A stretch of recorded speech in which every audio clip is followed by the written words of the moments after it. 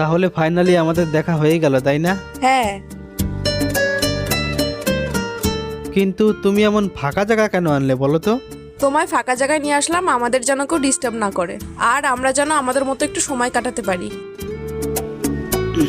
চলো তাহলে আরো জঙ্গলে যাই।